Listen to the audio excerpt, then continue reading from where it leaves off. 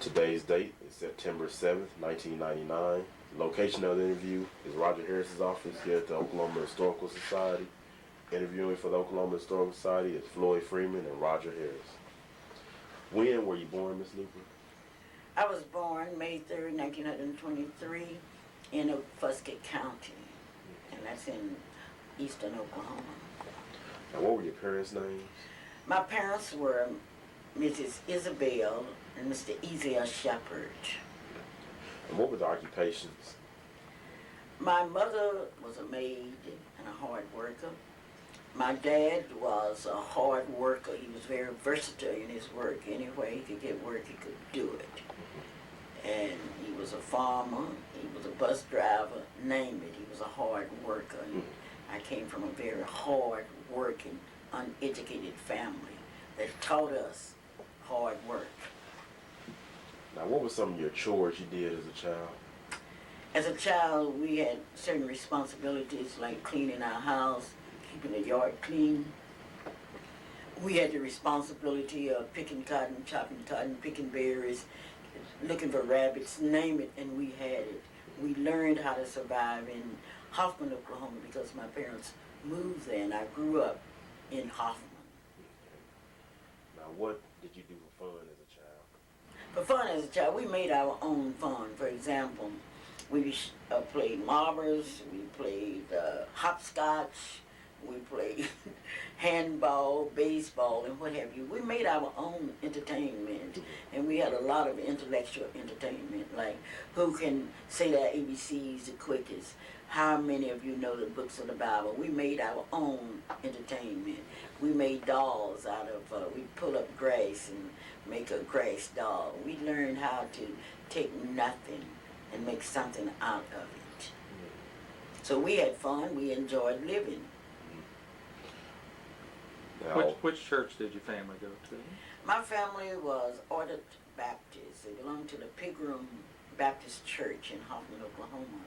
However, I went to church with my grandmother a lot, who was a member of the CME church. Now, how did you celebrate your holidays? Well, holidays have always been a big thing for us, because you've got to remember that I came from a slavery background family, where during slavery time, blacks got to celebrate Christmas, Easter, and what have you. So in our family, we celebrate everything. A holiday, we have a ball. We celebrate birthdays, and we celebrate achievements. For example, if a member of our family has done anything, we all come together as a family and celebrate.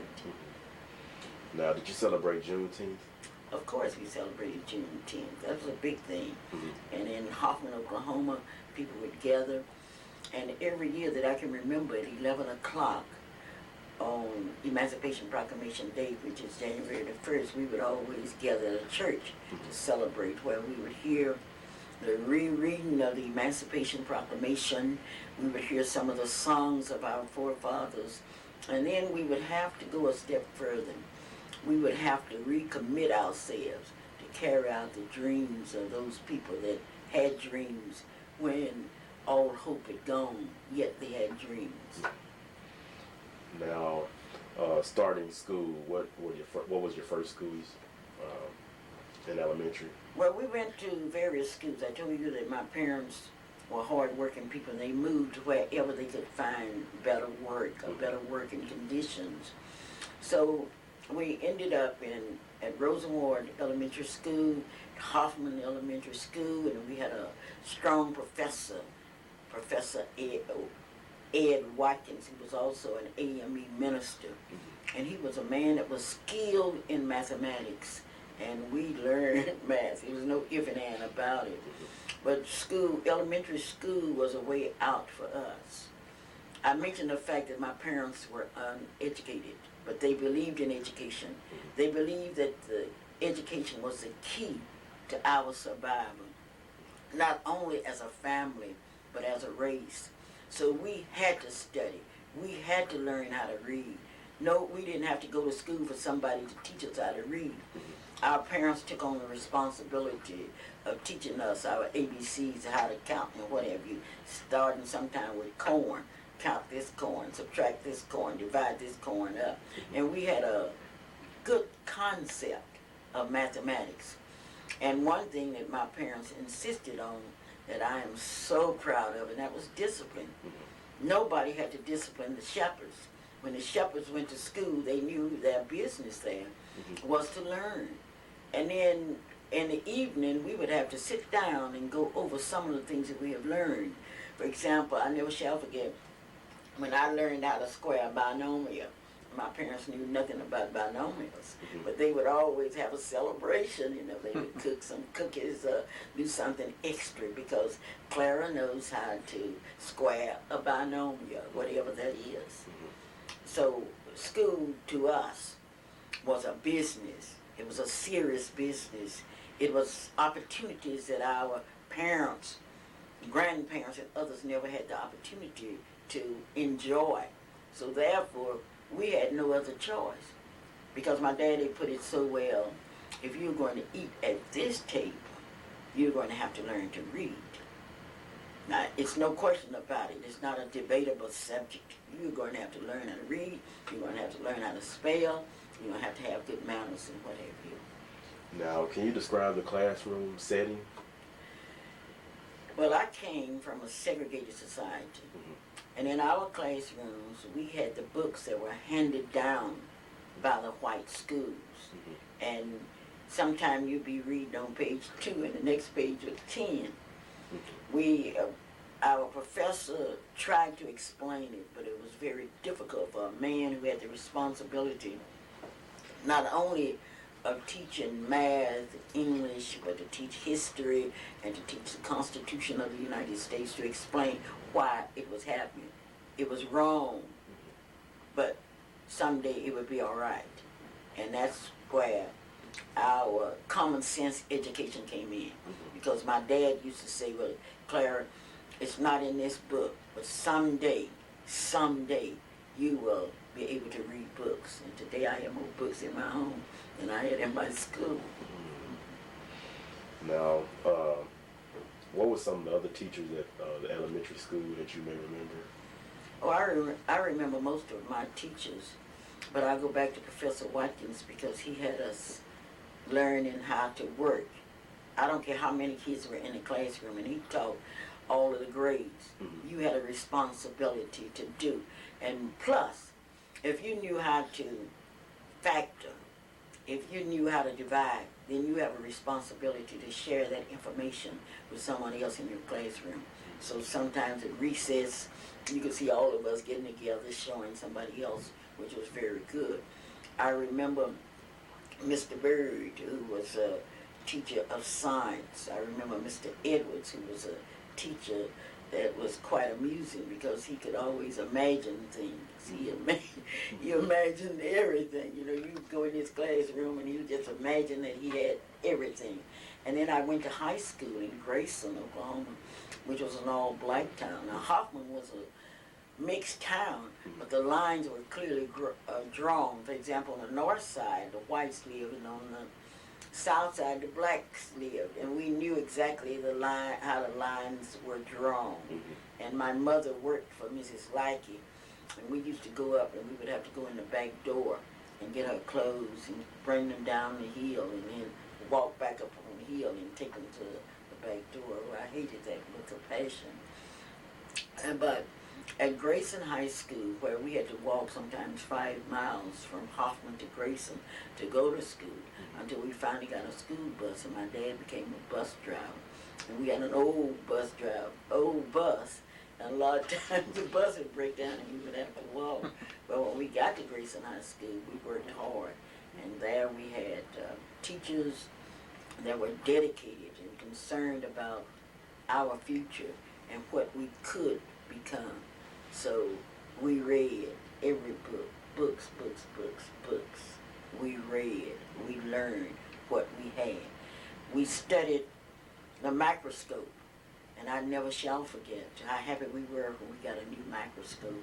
We all ran in, we got a microscope, but we had a problem. We didn't have enough money to buy lens, so I saw my first amoeba when I went to Langston University. And what I would like to point out, the schools in Oklahoma were financed based upon school population. So where you are a minority and you have X amount of dollars to buy goods with, you could not compare with other minorities that had X plus so many students.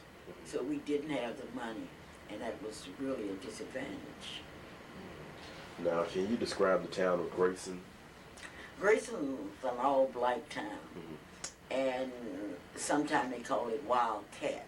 And there were always competition between the people from Hoffman and Grayson. And even today, we have a club in Oklahoma City known as the Great Hoff. The people with Grayson, the people with Hoffman. We just had our annual picnic last week and had about 150 people. Some of them came from Miami, Wichita, and what have you. And we always tease each other. Just like we would tease each other, for example, where do all the poor people live? You know? I would say Grayson, Gladys Elliott would say Hoffman, and we would just debate the issue. In fact, they called my dad Poor Shepherd. And it was just competition between Grayson and Hoffman. But once we got in the classroom, we were concerned with the educational aspect of the books rather than the teasing. And at Grayson High School, we had a basketball team. We played basketball outside. I was a guard. At that time, the lines were drawn where the guards had to stay on this side, the forwards on this side. And we had, we formed our own little clubs. And that's what we did. We were always organized something. We would organize a science club, a math club. We would just organize just so that we could have some kind of, I don't know what you call it, I say an ego trip. What are you? Oh, I'm president of the Grayson High School Biology Club. Didn't have the first frog to look at. You know, we used a lot of imagination in our education. So I remember Miss Geneva Keys, who was a strong history teacher, and she knew that history, and she made us get everything. We were able not only to recite amendments to the Constitution, not only the preamble to the Constitution, parts of the Declaration of Independence and what have you, and we really enjoyed it. And I remember all of that to this day. Did you learn Black history at Grayson? Yes, Black history has always been a part of our life because my parents believed in history. And fortunately for us, we were with grandparents that talked about the history of our people. And at Grayson, we realized that we had a different mission from the white students because of the experiences of our forefathers. And we were the only group that had come to America in chain. However, the point that we continued to make at Grayson High School was even though we came in chain, now we're all in the same boat.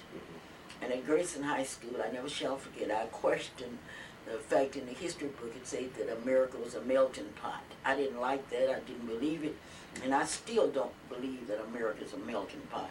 And my teacher asked me, he said, well, Clara, if you don't believe it's a melting pot, what do you believe it is? I said, I believe it's a stew pot. He said, okay, explain it. I said, to me, America is a stew pot. And we call that stew pot democracy. It's an experiment. And in this stew pot, we find some water. And then we found some tomatoes. And these tomatoes were represented by Indians, red people. And the Indians were saying, I just want to make this stew good. So then you put your tomatoes in. And then you had some mashed potatoes, and the mashed potatoes were standing outside. And they had some problems in Ireland, some problems in England and Russia. And they wanted to come here, and they said, well, I just want to be mashed potatoes, I just want to be white. And if you put me in that stew pot, I can make it better. And then the carrots. I would pick up a carrot and say, this carrot to represent the yellow people that came from the Far East, and say, let me in here. I just want to enrich it. I can show you how to build railroads and all that kind of stuff. And then they needed something else, so they went to Africa, and that's where it was really an experiment.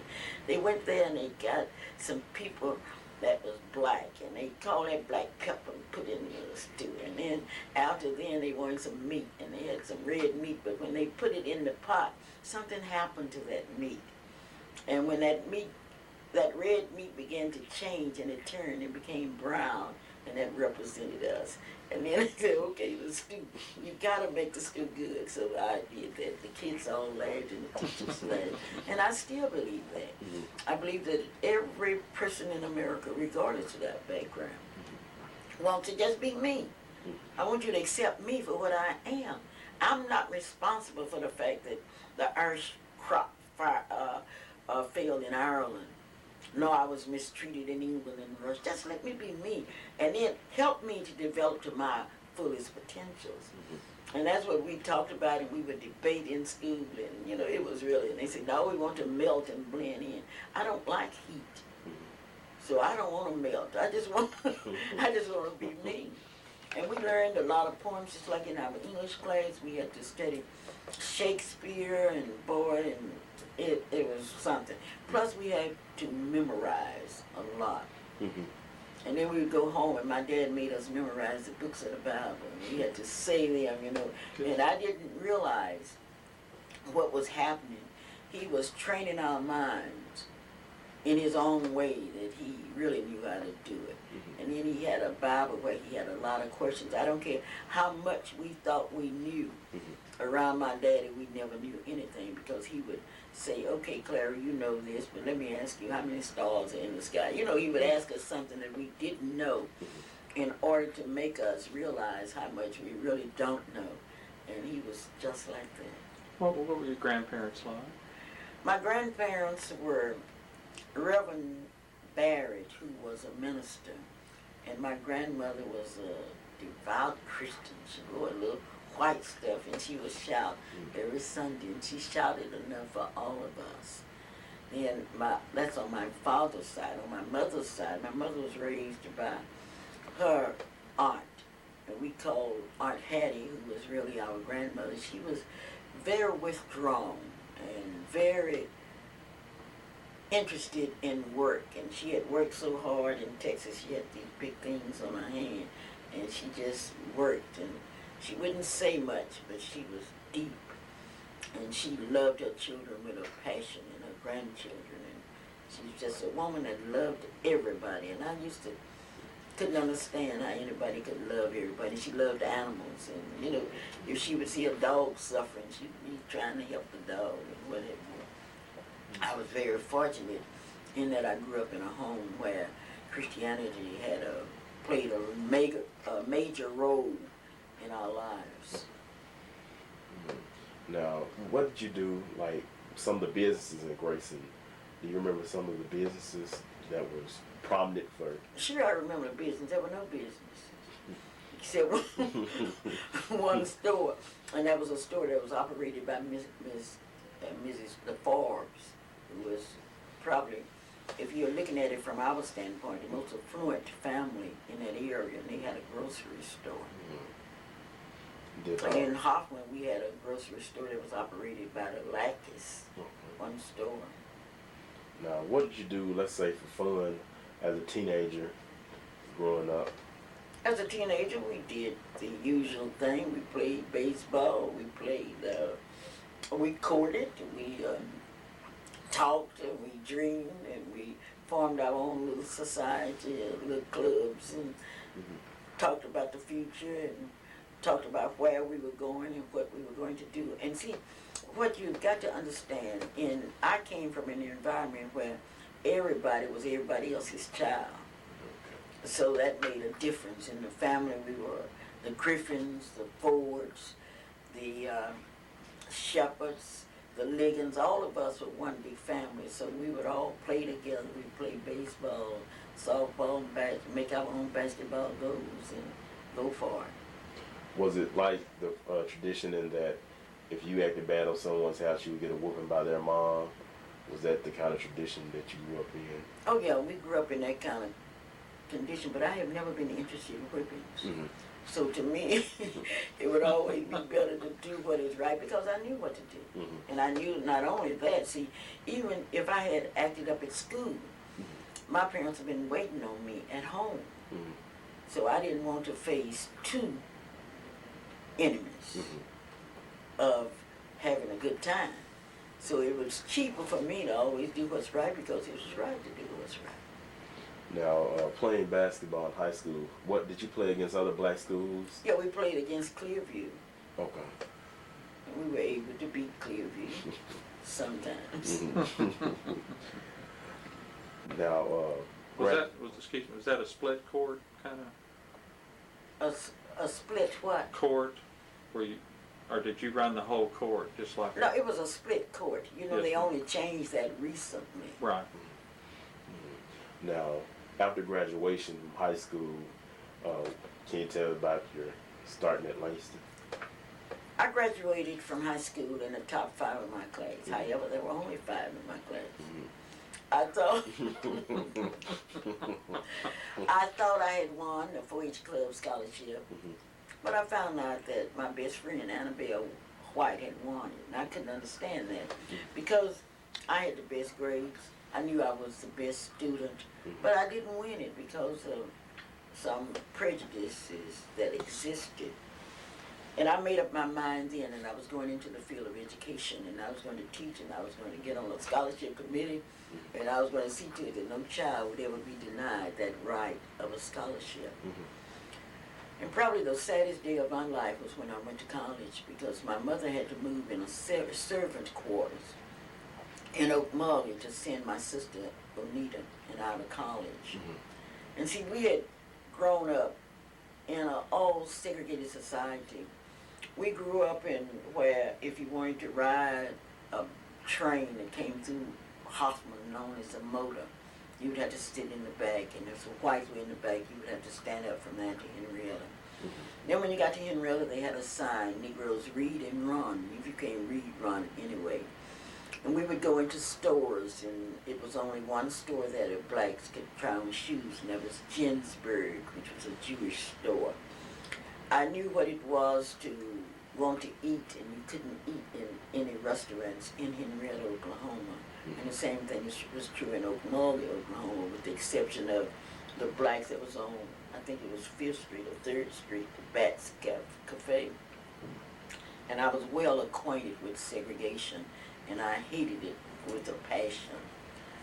And then when I went to Langston University, we were too poor to stay on the campus, so my parents found a place out in town, way out, about an old statue where my sister and I lived, and we had to cook our own food and then walk and everything. And at that time, that was discrimination between the kids that were financially able to stay on the campus and those that stayed out of town. But see, we were seasoned. You can laugh at me all you want to, that's your problem. But I'm not gonna laugh at you because my training has been different, and my parents insisted that we would not make fun of anybody. Because you look at a worm and you look and say, oh, that's an old worm, and finally that worm blossoms out into a beautiful butterfly. So let the kids laugh. So at Langston University, I studied hard. My professor of biology was Professor Hamilton, and he let me see an amoeba. Oh, that was so exciting to look in that microscope and see something moving, and we saw all of that. And Langston understood our condition, and they spent a lot of time developing our minds because the seeds were already there. We just needed someone to cultivate it. So at Langston University, I worked hard in math and science, and that library was just like a new world to me. And I learned a lot. I learned how to survive. I learned how to study. And I learned a greater appreciation for what had been done and what was left to be done. My classmate was Ada Larsipia. We were in a government class, and we used to debate one of my favorite amendments, which was the 14th Amendment. And we just practice debating that amendment. And that means me, all citizens, all of that. So we were completely indoctrinated. And I had a lot of imagination coming out of Hoffman, Oklahoma, and Grayson. And so one day, my history professor, Tatum, gave us an assignment to write. Well, I didn't write mine, so I said, well, I'll just get up and present mine. So I got it with my book in my hand, and I started presenting and talking about the Civil War and this. Oh, I was really going to town. And when I finished it, he said, Clara, that was so good, I think I'll take a copy of it. But anyway, that was really something, and I confess, sir, he said, you have a lot of imagination. But anyway, I studied hard. I finished Langston University, and then I had to go out in the real world looking for a real job, which was very difficult then because there were a lot of black teachers, there were a few black schools, so we had to wrestle. And I ended up with my first job at DB&O in Taft, Oklahoma. And I was young and ambitious. I had believed everything that was in the books. And when I went to Taft, I had a different outlook because there were a lot of kids there that were orphans and what have you. And there were a lot of people I thought was taking advantage of these kids because each teacher was assigned so many kids to come in to clean your room and all of that. And the kids that worked for me didn't have no work to do. They could come to my room, they could sit down. But anyway, to make a long story short, in faculty meeting, the principal told us that we would have to give a third of our check to the Democratic Party. And here I'm just out of school, looking forward to getting a check. And I got up in faculty meeting and said, sir, I understand what you're saying, but you must realize that I will never give a third of my check to the Democratic Party. And all of the old teachers looked at me just as funny. Well, anyway, when I got my check, they had taken a third out. So at that moment, I walked out of DB&O, came back home and started on a new profession. Got married in California.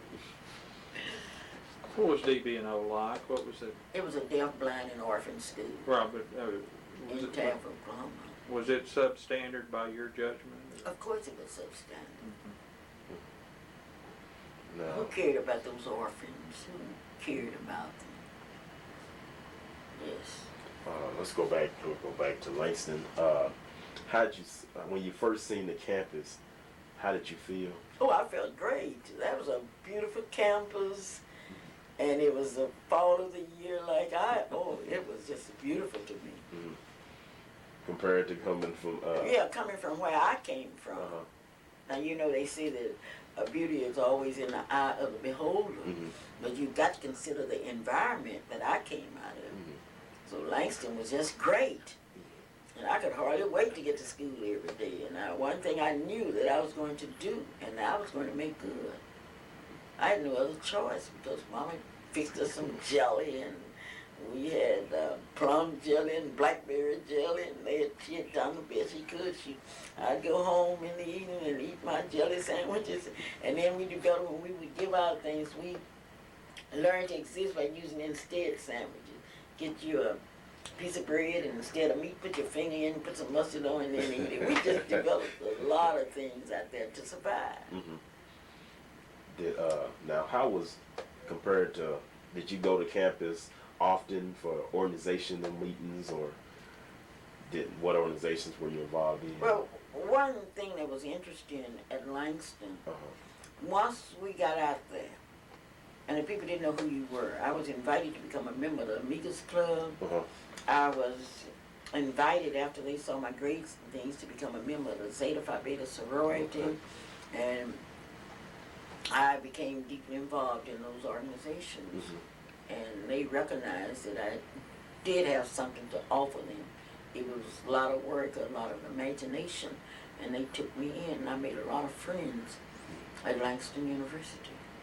Now, how was it like pledging sorority and also the community service aspect of it? Well, pledging the sororities were big things during my day, and the lines were clearly drawn between the sororities.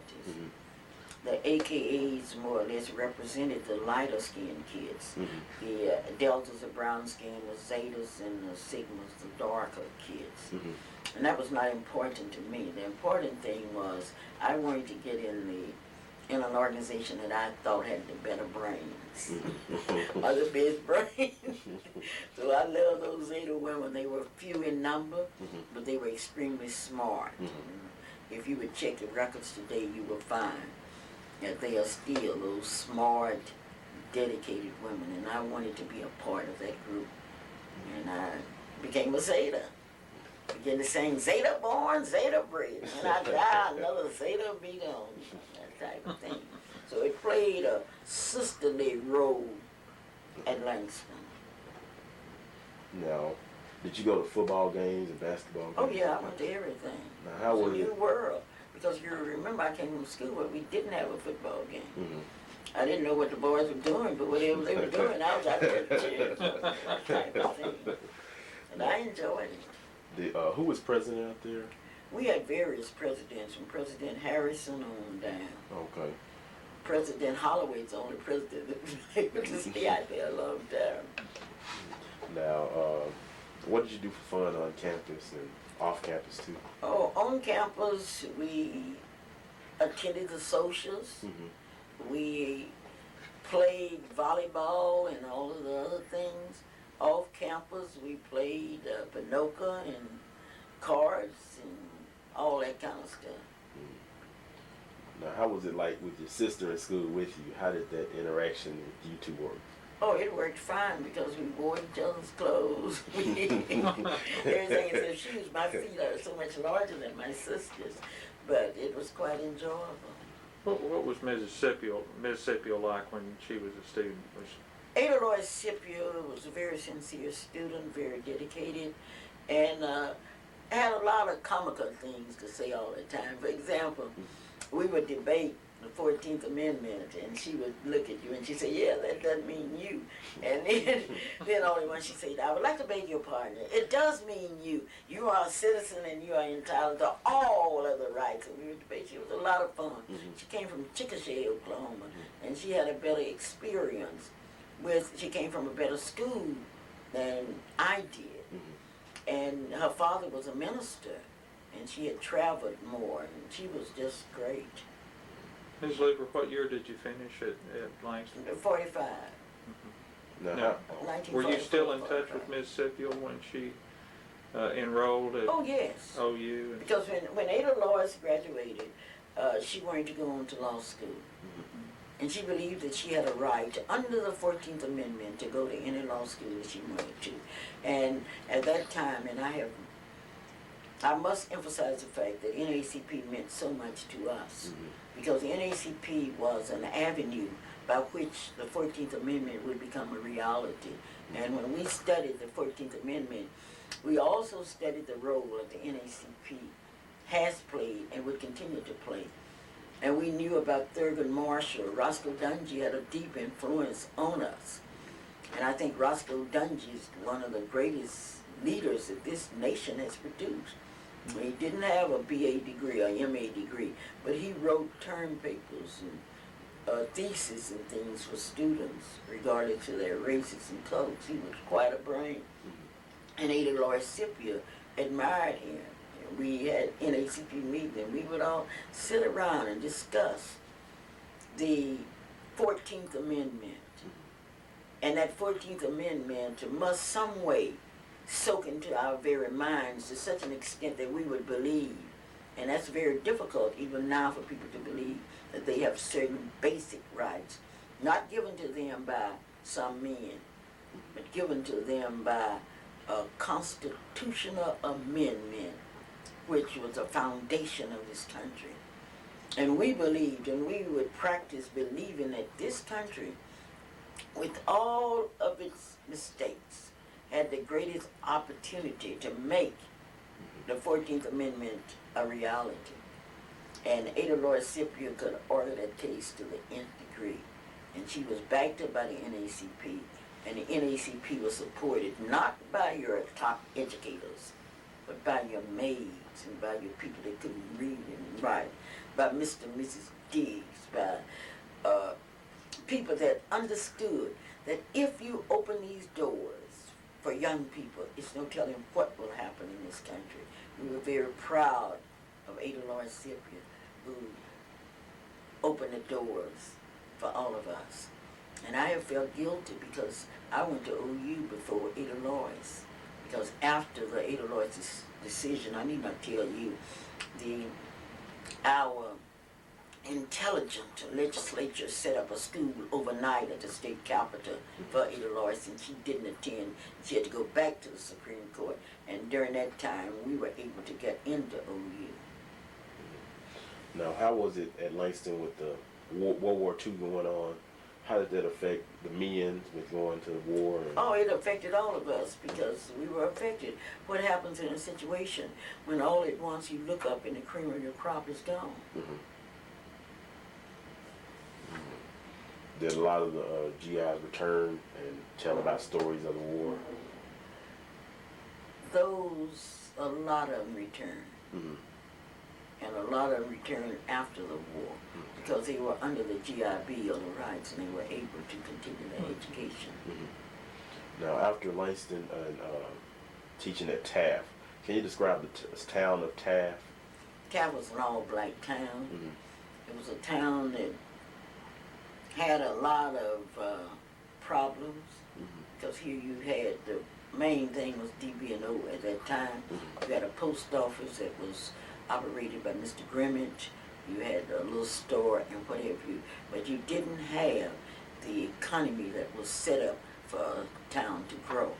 And if you study black history in Oklahoma and the people that worked out plans, they planned the railroads things so that they would not come through the black town, and that was a way of killing the town on the vine. But then you got to understand that the man that was responsible for all of it was Bill Murray, who, when the Constitution was written, he knew that if they were able to write, and that's the worst Constitution I've ever read, the longest and the most, well, anyway, that he would be able to use his influence to get the legislature to pass laws that would forever prohibit certain people from enjoying these rights. So you've got to understand that. And you've got to understand that when the first laws were passed, they were laws which separated the schools, separated transportation, and if a teacher was caught teaching a white student or a white teacher was teaching a black student, that teacher would lose her credentials and would have to pay so much per day. I know I used to teach white students, but I would have to slip them into my home and tutor them because I was really breaking the law in the eyes of the law of Oklahoma. But in my eyes, I was doing what I had to do. Now, after leaving Taft, where'd you go? After leaving Taft, where did I go? Where did I go after I left Taft? I went to California and stayed for a year. I came back to Oklahoma City, and I taught at Pawnee, Oklahoma, Lincoln High School, and that was really something because in Pawnee, Oklahoma, nobody cared about blacks going to school. So some days we would have one student, two students, or whatever. They didn't care. They'd take the kids out for cotton picking time, and blah, blah, blah. It was really a bad situation for me and for other teachers because the people just didn't care. Laws meant nothing to those people. Those kids had to get out and stay out and work. After a year at Pawnee High School, I came back to Oklahoma City looking for a job. And it was turned down so many times, it was unbelievable. Finally, Mr. A.M. Tompkins hired me at Dungey School. And that was quite interesting. Let's go back to Pawnee. What was the majority of the students there at Pawnee? What was the majority? Yes, ma'am. They were all black students. All black We students. had segregated schools. So. Okay. Did a lot of them had the problem was the poorness of the school, or was it the poorness of the students? It was the attitude of the community. Okay. For example, they cared nothing about whether black students were in school. The equipment was very, very poor. But the students that we had, we were able to show them that it's going to be all right. Sometimes you have to dig deep to find coal, and even deeper for gold. And these people don't see us. Now, your year in California, How was that experience? Oh, it was good. I married Clara Luper. He's an electrician, and he was working out there.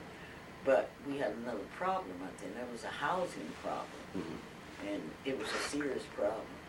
And I don't like to rent from anybody. Because my dad said, own you something. You gotta own some land. So Bert and I came back to Oklahoma City where we lived. What community in California? We lived in Los Angeles. Now, starting at Dungey High School. Now, you were in the Choctaw district. Yes. How was it? How was the atmosphere of Dungey High School? Dungey High School was a school that was located in a predominantly black area. Some call it green pastures, some call it, oh, what have you.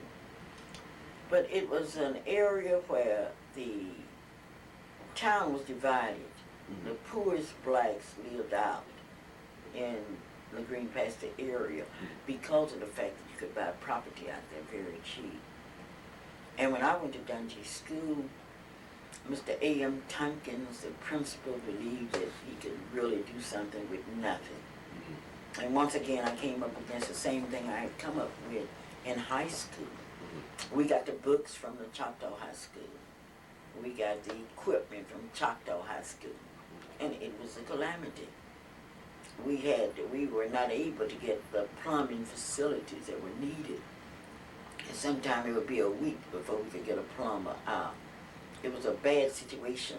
If we wanted lights on the football field, we would have to raise money to buy lights, sell cakes and pies and all of that. It was a bad situation. And the only schools we could play when I was there was, when I first got out there, was black schools. For example, we had to go to Mulligan to play Dunbar. We would have to go to Hugo. And I know many times we went to a football game and we didn't get back until 3 or 4 o'clock in the morning. We had to be in school at 7. It was a very difficult situation because of the fact that you had to go somewhere and find you a black school to play. And you try working all day at Dungey School and then go to Idlewild. Now, how was the atmosphere of the students? The students at Dungey were wonderful. They were wonderful students. They were students that you had to show. You had to show those students that you had a job to do. I never shall forget the first day I went in my classroom. A guy by the name of Ernest Carr was kind enough to be on top of my desk when I walked in the classroom. And so I went over and asked him, I said, sir, what is your name? And he told me Ernest Carr. I said, Ernest, are you performing in here today? If so, I would like to pay you for your performance, because I don't want you to perform free, because evidently you're a professional. He was so embarrassed. I never had any more trouble with Ernest. So I was young and ambitious, and I was the boss of my classroom. And those kids respected me, and even today, I have nothing to worry about. Those kids out to Dungey School understood that I meant business, and I taught them how to win. We won every contest, anything we were in, we would win. And I told them that, I said, look, you are a winner. I want you to win. Yes, ma'am. I mean that. I want you to win. And we would always compete for the homecoming queens and all of that, which was based on finance. And I would walk around and brag and tell the other teachers, it's no use you even competing. You can't do anything with that. And then out of my class came the great leaders. When I left Dungey, 98% of the kids that I taught that was in my homeroom went on to college. You know, Joyce Henderson here. That's one of my products. I had to rip her when she was a senior in high school. She likes to tell that because I told them they got to have responsibility. They've got to. Nothing else is important if you aren't responsible. And she was the treasurer of our class, and she didn't carry out her responsibility. Claudette Goss, who's now in the state education department, and I could go on down the list. I have, out of those classes, I have it. And we had homeroom classes, which meant that if you were in my homeroom, I said, okay, Floyd, you're in my homeroom. We are the top class in this school. Okay, Ms. Luper, But you know, I'm a poor student. I'm not interested in that, sir. I told you we're going to be the top class. If you need help, we will help you. And I learned a lot of lessons. For example, one day I was teaching I thought I was teaching. One boy sitting there looking out the window. And after class, I asked him, I said, sir, what's on your mind? Just write it down for me. He wrote down something that changed my whole way of thinking. He said, I was just worried if my brother was going to put his big toe in my mouth tonight. And the next day I had a conference with him. I found out that there were 5 that were sleeping in a bed. And then I went to his house and asked his mother if she would change his sleeping arrangements, even if he had to sleep on the floor. But oh, that boy's at the top in his profession now. And I had another student that wanted, you know, in my homeroom, I would say, okay, bring me your schedule. I want to see if I'm pleased with your schedule. One boy had a lot of foolishness on his schedule. I said, no, darling, you're going to take math. I took every math course out of him. Boy, he was mad. And I went by his house and told his parents that I wanted him in math classes. And the parents out there believed in teachers. They believed that I knew what I was talking about. So for a whole year, this boy didn't speak to me, and I didn't speak to him. So we were out there. When he finished high school, he sent me an invitation, which meant Miss Luper give me a present. And I sent this invitation back and said, any food can finish high school. And he came over to my house. He said, now what do you want? I said, I'm in trouble because we have opened the doors at Oklahoma University and we don't have any black engineer students. I want you to go to OU and I want you to make an engineer. Anyway, he did. And when he finished that school, he got a big job out in California and sent me an invitation. I sent it back. Now you are able to buy your own stuff. And I went out to California, and when I got out there, boy, that boy was so proud of me. You just couldn't imagine. Then I have another one who was in my homeroom, who was a doctor in Houston. And we went to a convention down there 4 years ago. And Mrs. Lady Ruth Hunter took sick. And I said, don't worry, let me call my doctor. And I called Dr. Sutton. And he took off and came to our hotel and spent about 5 hours there with him. And he did nothing but talked about me. How mean I was in school. And I used to punish them for saying, oh, well, you know, oh, and how he couldn't stand me in high school. Oh, he just talked about Clara Luper. Oh, he talked. And so, but he stayed there, doctored on my friend, and now he said, well, I didn't appreciate you until I got in college, and I was the speaker. And now I'm traveling all over this country speaking. And then we went to the hotel, and we got there, the lady said, are you Clara Luper? I said, yes, I'm checking in. And she pulled out something, she said, well, you have a suite here, and it's been paid for the whole week, and all your food has been paid for. And that was another boy. They used to hate me in high school because he told me I was the meanest person in the world. His name was Maurice Parker. And I would always, and I was not fair, because I would always give him 3 times as much work as I did anybody else. And he couldn't understand that. And so one day I said, Maurice, I know I'm not being fair with you, but you will never work for anybody else as long as you live. You're going to be your own boss. And I'm just trying to prepare you to be your own boss. And he was the one that had paid for my expenses and everything down in Houston. And boy, he has done good. He has an office down in Houston and one in D.C. And he's getting his law degree, he told me recently, during spare time. He's already finished college, but now he's getting a law degree. So I'm really proud of a lot of my students. And then I told you I was going to Japan, and that was another student that I really had to be hard on him. He was tough, and I was tough. I said, yes, I'm tough. He said, Miss Luper, I'm not going to do anything. I said, that's your business. But you got to understand that my business is education. And how would you feel if you were cooking, and when you got through cooking, you didn't have nothing? Your cake would fall down, your bread. How would you think I would feel if I'm coming out here to Dungey every day teaching, and at the end of the year, I don't have anything? So you're going somewhere, and you're going places I've never been. You're going to see things that I've never seen. Now, to make a long story short, and I want you to remember that name, Joseph Hill, because he used to walk from Dungey, to Oklahoma City, to participate in the sit-ins. And since he told me he was not going to do anything, I took him to New York as part of the Naacp delegation. And when I got there, I had another friend who's an attorney, whose name is Herbert Wright, and he came over to take me out to dinner and all that, and I refused to go. But Joe just kept looking at him. He was so well dressed and everything. And when he left, Joe said, I wish I could be like him. And something snapped in my mind. I said, okay, I'll fix you. So what I did, I called Herbert Wright and asked him if he would take one of my kids to lunch. He did. That boy decided to become a lawyer. And we were able to get him out of college. We were able to get him a law degree. And he's the one that I was telling you about that went to Alaska as assistant attorney general and wanted to pay my way to come to Alaska to see him in his office, because in our classes we were divided up. You know, I taught government by practical government, by organizing my class. Well, I had a president of the class, I had the cabinet members, senators and representatives and all that kind of stuff. So I couldn't go because I was all tied up.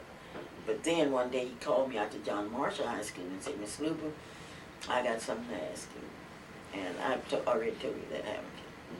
So he's the one that asked me about going to Tokyo to study international law. And I said, you make up your mind. Miss Luper, I can't speak Japanese. He couldn't speak English when I first met him. But anyway, he went on, and now he's at the top. Oh, now, what was some of the other faculty and staff at Dungey that you remember? Oh, I remember all the teachers. I remember Mr. Oscar Rice, Mrs. Los Angeles Joseph. I remember Mr. Curly Sloss, the coach. I remember Nancy Davis, who was the first black to go to Oklahoma State University. I remember all the teachers. Mm-hmm. Were their attitude pretty much the same as yours? Of course not. Mm-hmm. They came from different environments. They were different individuals. Mm-hmm. And during the time I became involved in the sit-ins, they were scared, scared stiff. Mm-hmm. Mr. Reverend W.B. Parker was probably the one that had the most influence on my way of thinking, because he was from Eagletown, wherever that is. Now, how was it Dungey with the school being one big school for kindergarten through senior year? How was the atmosphere instead of just a high school? The atmosphere was one of cooperation. Mm-hmm. It was one of understanding, because those young people understood that I want to go to high school, I want to be like Charles Parker, I want to be like Wilma Parker, and what have you. It was a continuous thing. Mm-hmm. And the way that Mr. A.M. Tompkins had it organized and everything, it was a cooperative experiment in education. Mm-hmm. And if we had had the equipment, we would have been, it would have been unbelievable. But once again, you've got to remember that Dungey High School was a segregated school. Mm-hmm. Now, let's get into the sit-ins. Now, how was what sparked the interest for the sit-ins in Oklahoma City? It was not a sparkling interest. Mm-hmm. It was a continuation of a struggle to be free. Okay. And the more you read about history, mm-hmm. and the more you read about people, you will remember that every gain that has been accomplished in this country has been accomplished because somebody was willing to get out there on the front line. Mm-hmm. Now, I told you how I hated segregation. Mm-hmm. I told you how I studied the 14th Amendment. I told you how we used to debate, and we used to pretend that we were walking somewhere, and we were walking in a restaurant eating and all of that. Mm-hmm. I told you that. And at Dungey, we always celebrated Black History Month. Mm-hmm. And that was during the time of Abraham Lincoln's birthday and Frederick Douglass's birthday. And every year we would put on various programs. And I came across a young man that I was extremely interested in. His name was Martin Luther King Jr. Mm-hmm. And I was interested in him because I was a Baptist, and most of the Baptist preachers were preaching about the other world. Mm-hmm. And the more I read about him, the more I became I don't know. I said, well, this is a young man that I got to meet. This is a young man I've got to write to, and I started writing to Martin Luther King Jr. because he was interested in not only the spiritual religion, but the social religion. And he believed that religion was a tool by which we could accomplish a goal. In fact, he had a slogan, we'll be free in 63 if we do those things. So I decided to write a play that I called Brother President. And I'm not bragging, but it was a whale of a play. We presented it at Dungey School to a full house, and then in Oklahoma City at the East 6th Street Christian Church, and then in Tulsa. And Mr. Herbert Wright from New York City saw it and wanted us to bring the play to New York City. There were 26 members in the cast. And I was really excited about it. From Hoffman to New York City, it's a long ways. So I told him we'd be happy to come, and he told me that he could only pay for the leading characters. But then I had a girl named Joanne Johnson, her name is Joanne Pollard, who teaches at Millwood School now. There's a PhD degree, I think. So I went in to make my announcement, and those little kids put their eyes on me, and I couldn't tell them that they couldn't go. So I said, okay, y'all get packed, we all are going. So I came back to this community and asked the community to send them to New York City. And it explained to them that the NAACP was only able to pay for the leading characters, which was Martin Luther King, Dr. Abernathy, Coretta King, and the girl that was singing. So the community gave me the money. We went to New York City, and I had it outlined what we would go the northern route. And boy, when those kids got where they could walk in a restaurant and eat, they were just so happy, and their eyes just blossomed. Oh, it was wonderful. And we stayed at the Henry Hudson Hotel, and oh my gracious. But then when we got ready to come back, we came back to the South. And that meant Tennessee. No, something happened before we got back. We were in Washington, D.C. We went to Arlington Cemetery, and that was quite an experience for all of us. Because as far as you could see crosses. And a little girl by the name of Barbara Puddensey stood there, and she said, all of these people have died for freedom. I said, yes. All of these people have died for freedom. All of them. And when we came back through the South, the kids couldn't eat. We had to go in Safeway stores and get some bologna and crackers and whatever. And then to Arkansas, even worse, and Oklahoma, even worse. And when we got back at that time, I had become the advisor of the NAACP Youth Council because nobody else would take it. And they put it on me because it was one thing that I was not afraid of white people, nor black people. So I got the job. And that's a point that I try to make to everybody. I got it because nobody else wanted it. And it was a hard thing to do. Take a group of kids and indoctrinate them and have them study NAACP and become an advisor. So they would meet at my house every Monday night and destroy everything in my refrigerator. my investment went down their stomachs. But anyway, when we returned from New York City, they met at my house and they began to look over the things that had been done. At that time, we had Ada Larcipia had won her case. The greatest case of all was that May 17, 1954, the Linda Brown case. And when those 9 white men dressed in long black robes said that segregation in education was wrong, any student would realize that if it was wrong in education, it's wrong in transportation, it's wrong in housing, it's wrong in public accommodation. So they decided that they wanted to take on the project of public accommodation based upon the experience they had had on this trip. So we were really excited about it. And the main thing was, how do we go about doing it? So we started a period of negotiation, and I had a friend, Mrs. Burke, who happened to be white, and we were selected as a delegate, as 2 delegates to go down to the restaurants and ask them to change their policies, and we did it. For 15 months, we would go down and they would explain to us why they couldn't do it. And they had a case, they said if they would open their doors, they would lose their white clients.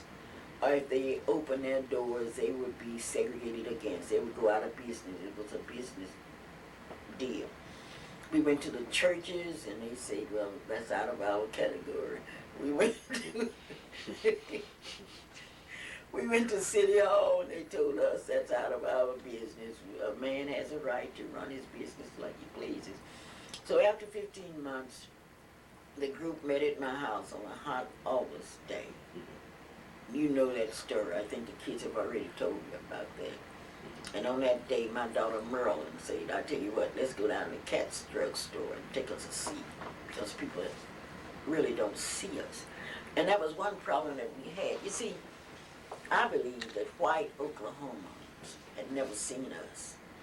They had never thought about us. And Ralph Ellison, who wrote The Invisible Man, really took it and put it in the right place. People just, you go down there, you're white, you go downtown, you want to eat, you sit down and eat and then you scoot. You never think about those people that don't have those privileges. So they say, this is what I want to do. And my son Calvin and Merlin got in a big debate over it, and finally Barbara Posey said, well, our advisor is here, see what she says. And at that moment, my whole life reflected in front of me. I saw my dad, who had died in a veterans hospital in 1957, who had dreamed of someday his children would be able to enjoy these things. Someday. And my dad had fought in World War I and had a scar that you talk to him 10 minutes and he would take you back to France, show you his scar. He was so proud. And I thought about him. And I said, do y'all really want to do it? He said, yes. I said, okay. You have my approval. That was August of 1958. And we went to Cat's drugstore. After I called 3 of my friends, Mrs. Lillian Oliver, Mr. Portwood Williams, and Mrs. Mary Poe, and we took 13 kids down there. And that was the beginning of the beginning. How frightening was that for you to have that responsibility? Were you worried about the kids? I mean, I can't afford to worry because in the first place, I have not been taught to worry. I've been taught to do my best, and once I've done my best, the rest would be left to someone that was bigger than I. My grandmother called it a God. My mother called it Jesus. And I've been indoctrinated to such an extent that I cannot afford to worry. And I tease my kids all the time because a lot of people that worry all the time have headaches and what have you. But I haven't had a headache and I don't remember a headache. I haven't brought any aspirins or anything. Because when I went downtown that day, I thought, and I thought wrong, I was wrong because I had used the newspapers and the radios and I had heard all of these white ministers and people talking about God and all of that. I thought that all at once they would come to my aid and say, Clara, you're right. But that didn't happen. So plan 1 didn't work. So then I had to go to plan A didn't work and I had to go to plan B. And plan B was getting the spiritual strength to deal with those that would stand over me and curse me and all of that. And then all at once I began to realize that I cannot afford to use profanity because you don't have 20 profane words in the English language. And the people that were using them had a limited vocabulary. They never played Scrabble, you know. I began to think like that and I felt sorry for them. Because we had gone down to Cat's drugstore, which was a very versatile drugstore. You could buy shoes and you could get your prescriptions filled, you could buy anything. And then they had a little counter there, but you couldn't eat. And what kind of sense does this make? Mm-hmm. So I felt when I walked in Cat's drugstore that I had as much right in that store as any other person. But I didn't realize what we were doing. I didn't realize that white people who had used to wait on us and be so happy to take our money would stand over us and curse us and call us niggers and what have you. I didn't realize that people would laugh at us and tell us how black we were, how ugly we were, and what a disgrace we were to this city. I didn't believe that. And I was in a state of shock to see old white women and women who had gotten their rights through picketing, through walking, and who had just gotten the right to vote at the beginning of the 20th century. I couldn't believe these women couldn't understand. So as they cursed me, I was just looking at them. And I told our kids, we're going to practice nonviolence. Because this is what we have been taught. We're going to practice something that's as old as time itself and as fresh as today's newspaper. Love your enemies. Do good to those that do evil toward you. We're going to practice it. And we practice it. We practice that as hard as we had the play, Brother President. So we would stand over each other and we would call, oh, you old, and smile. If somebody spit on you, wipe it off and smile. And then, you know what? We began to believe that and we felt good inside. So we made a lot of people miserable, but we didn't make ourselves miserable. So I could go home at night and go to sleep while others were worried about what we were going to do. That was August 1958. And we participated in sit-ins until 1964. And I didn't realize the threatening calls that I would get all times of night. I didn't realize that some days I'd wake up and shotgun shells would be on my porch. I didn't realize the hatred that was embedded in this town. And I didn't realize the attitude of some of the policemen and the responsibility of the government, of the whole city government. I never shall forget, the mayor of the city told me that what I need to do is to teach my people how to eat. And I had to tell him that I knew how to eat. My people knew how to eat the day we were born. Otherwise we wouldn't be here. You know, just a lot of silly stuff. But these people had come from a different environment. And they had been trained that their white skin made them something. For example, and I say this, one white lady came up and said, Miss Luper, I just feel so sorry for you. I said, I feel sorry for you. So we feel sorry for each other. I'm Clara, and what's your name? The lady started shaking.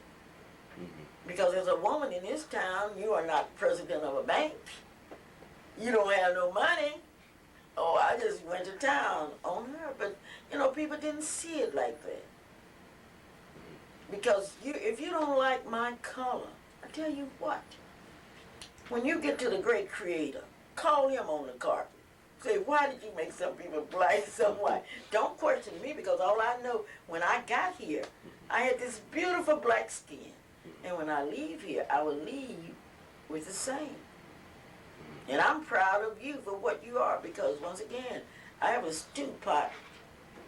I have a stew pot philosophy. And I believe that we all have something to offer to each other. And that was my attitude throughout the whole city. Where did you get support from?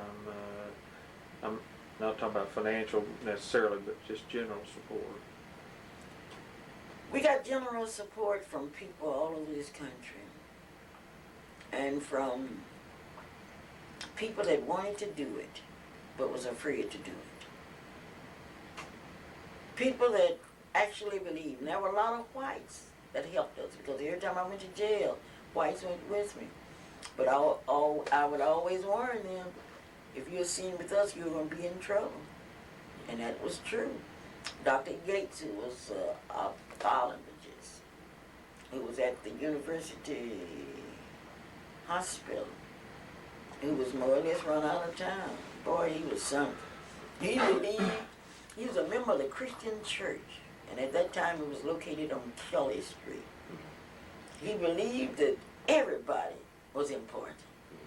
And it was a deep-rooted religion in him. And then he found out, when he went to his church, he was surprised that the church didn't want any blacks in it. So one Sunday, he got him a big, made him a big sign. Walked through that church with a sign, Jesus didn't welcome him. Boy, those people hated him with a passion. Oh, Father Robert McDowell actually believed all that stuff. He was the priest at Corpus Christian Church, and he brought a group of young whites, and you talking about a scared priest. A priest was the day he came up there. I said, don't worry about it, come on. And he got indoctrinated, and he went to jail, and they took a picture of his behind. It was on Time magazine. Went all over this country. He was scared, and they kicked him out of Corpus Christian because he was up there teaching. See, Corpus Christian, which is right up the street, was surrounded by whites, and then when the blacks started moving in, the whites moved out, and he had the audacity to preach against that. And they moved him out. Oh, he was an unhappy man because it was such a distance or an ocean between what he was preaching and what was actually happening. So he lost all kind of support. And I could go on. I'm writing a white guy that's in Oregon now, who was at OU at the time, and he would come up here and be with us, but they gave him hell. People ostracized him and all of that. So it was hard on whites that stood up. But once again, you've got to go back and look at your history, because you know that in Boston, what do they do to William Lloyd Garrison? Stripped him buck naked and drug him down the street saying that this man wants to end slavery, that type of thing. So the white people that became involved with us was enriched spiritually, but they were discriminated against. Reverend Shields, who's still here, will also relate his experience. Jerry Mash, Attorney Barrett, Judge Matthews, a lot of them worked with us, but they worked knowing that they would be discriminated against too. But they were enriched because they were happier inside because they had done their best. Now, did you ever worry about losing your job at Dungey? Of course not. My dad taught us to do our job so well that no one else could do it better. And I would do my job. Like when school was out, after school was out, nobody had any right to tell me what to do. So I'd go sit in. And I told a lot of people complained. They got all kind of letters. And I told my superintendent, who was Dr. Cox, I told him I was black before I was a teacher, and I'm going to be black after I retire. And as I understand it, it might be wrong, but I think I have the right to fight for my freedom. Because there's no use in me teaching out here at Dungey School. And when I take students downtown to a program, I can't even feed them downtown. I got to put them on a bus and to send them home. I don't think that's right. My kids want to go to the bathroom like everybody else. But there were only 2 places downtown in Oklahoma City where blacks could go and use restrooms, and that was at the bus and in the basement of the county courthouse. Now, I don't think that's fair, sir, and if you want to fire me, feel free to fire me. Now, how did you get support from the black community? That's what I want to know. I would like to know, how did I get support from the black community? In the first place, there were a lot of black people that were working with me. The Honorable Attorney Johnny Green, E. Melvin Porter, name them. There were a lot of them. And so we were all just like an octopus. Everybody was seeking support because we spent, I bet if you check, I bet we spent $200,000 during that time, because you had to feed the kids, you had to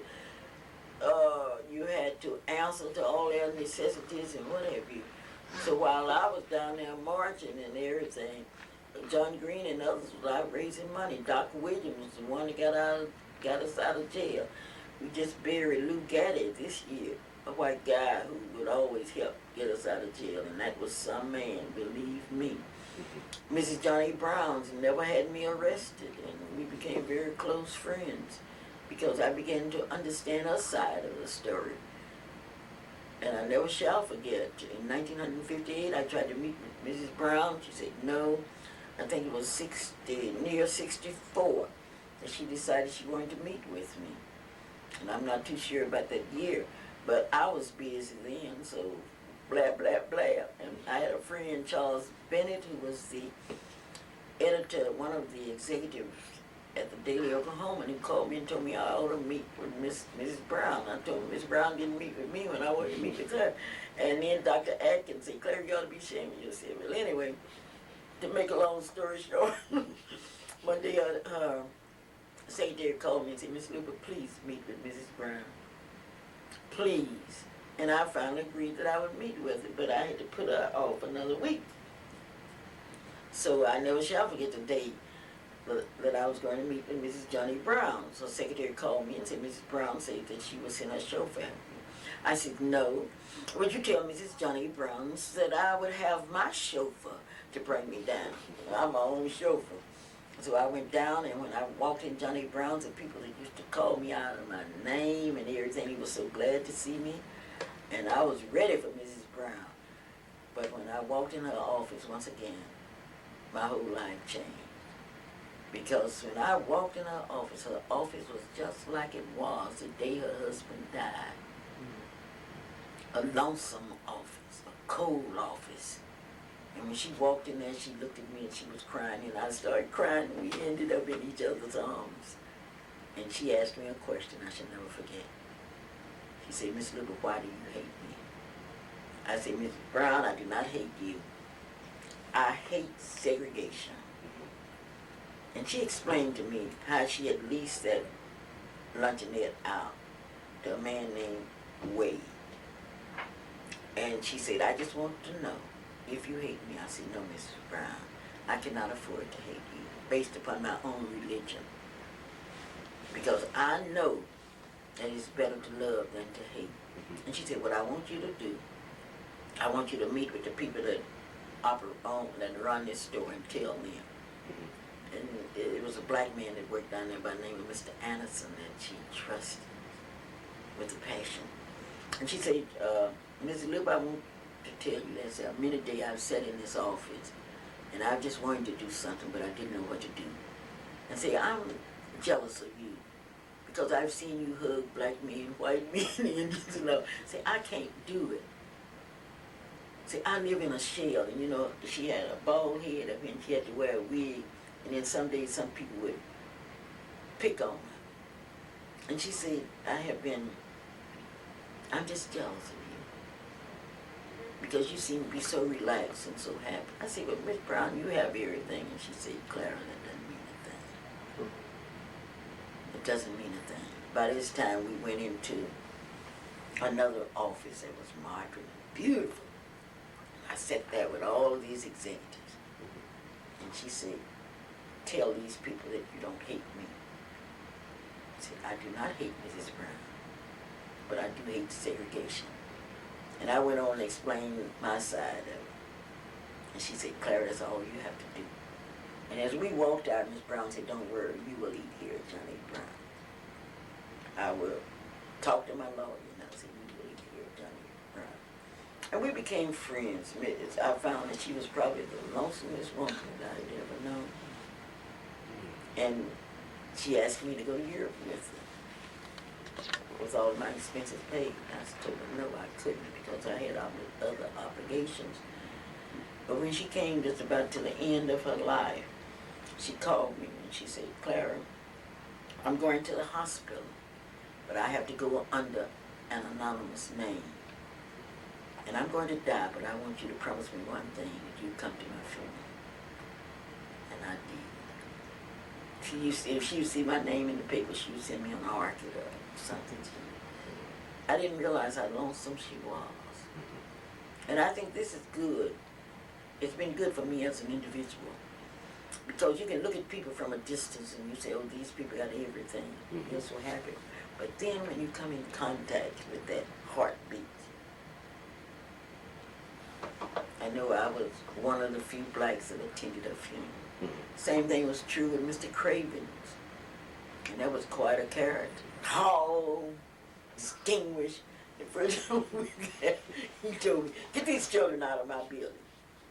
And I said, sir, I'm Clara Luper, and what is your name? A lot of people said, he said, R.D. Cravens. I said, Mr. Cravens, it's an honor for me to meet you. I want to talk to you. I want to talk to you. I said, okay. So I said, okay, shall we talk? No, come to my office. And so we got up to his office, which was our fabulous office. You see, I'm ready to talk. I said, okay, Mr. Cravens, you have, your art is just beautiful here. Your office is a beautiful office. If you want to talk about that, I can talk. But if you want to talk about the legal aspects of it, I can't talk because I'm not an attorney. But I can call my attorney. Who's your attorney? I said, Thurgood Marshall. Oh no, you don't want to talk to Thurgood Marshall. So that means so that means ended. But once again, I would wear him down because see, Anamar's cafeteria was located in his building. And he really had a problem. And I told him, Mr. Craven, it's so simple, just let us in and eat. And so one day, I put up a bet with a white attorney, and I would get a black person in that cafe that day. And he bet me $5 that I would. So anyway, I called a white friend of mine, Carol Nixon, down at OU, and I said, I got a job for you. I want you to take this baby to the animal. I found the blackest baby I could find. Gave it to this girl. We covered the baby's face, and she went on in there. And I said, after you get in there, you take that blanket off of that baby. She did. People started running everywhere. Black person and animals. And that man had to pay me my $5. It was quite interesting. But 2 days before Mr. Cravens was killed, because he was a man that didn't think. And I told him, I said, Mr. Cravens, you aren't a thinker. If you were a thinker, you would just go, now what do you have to lose? You own the building. All these people paying you rent. Now what do you have? But Clara, you know how people are. But anyway, he called me and told me, he said, Clara, I've made up in my mind that I'm going to ask Mr. Lyons to open up Animals. And the next day he was killed. No thinking. His daughter was in his building, and they told him not to go in there, and he dashed in and somebody killed him. Boy, it really did hurt my heart.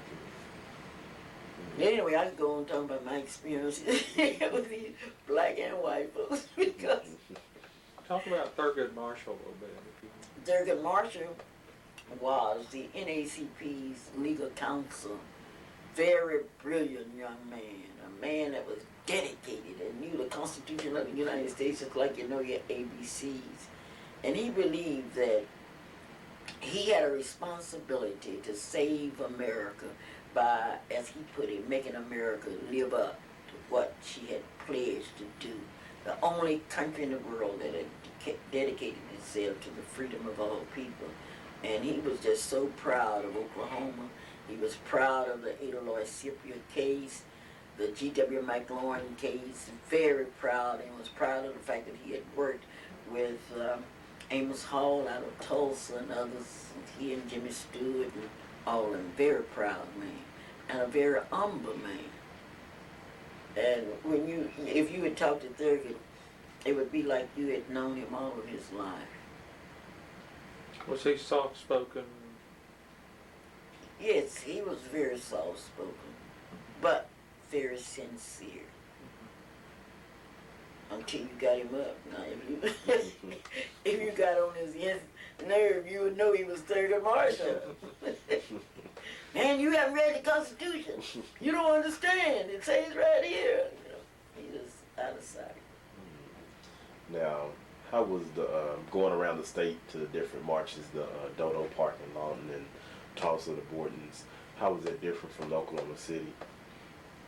Every march that I've ever been in has been a bit different because you never know what's happening. For example, when we march on Wedgewood Park, the owner of that park's son had us put in jail.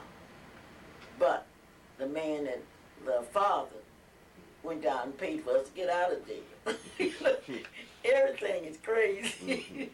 And then there were a lot of people that helped us, but they didn't want nobody to know they were helping us. So once again, it was just like the Underground Railroad. You didn't know what was going on. You didn't know who to talk to. You didn't know whether this was an enemy or a friend. And while we were trying to negotiate with the city to pass an ordinance, a black man came in and hugged me and said, "Oh, Clara, I'm going in here and tell the mayor what I think." And he went in and talked to the mayor. When he came out, he said, "Well, I did it." And it was a white guy that was my friend from KTOK that was there. So he told me, he said, Clara, come here, I want you to listen to something. And he played by this black man had gone in there and it told the mayor that he was exactly right and that Clara Luper didn't represent all of the black folks and that he was with him. And when I see that man today, it's really a lag. And I told him, and he's scared of me. He is scared of me. So, once again, back to your question, how did black people react to me, and how did the difference between Oklahoma City and Tulsa? And I said, each one is unique. When we went to Tulsa, we went there because of Shirley Scoggins, who asked us, who was working with CORE, to come to Tulsa. And when we got over to Tulsa, we went to Borden's Cafeteria. Boy, we walked in there, and we were so proud.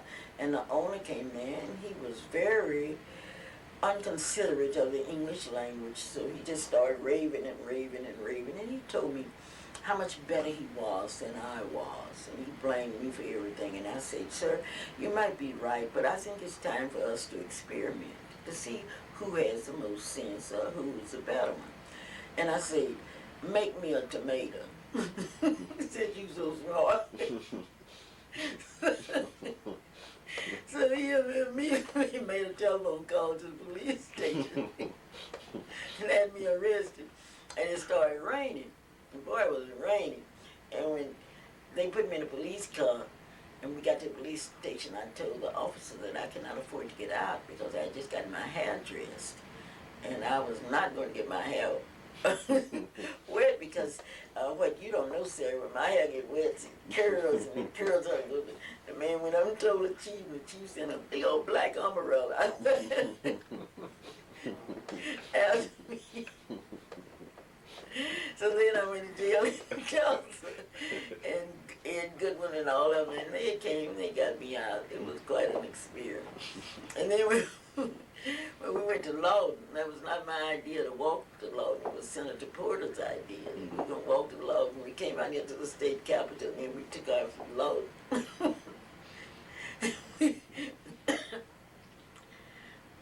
That's so funny. We walked, and Porter was leading the march. Boy, he was leading that march.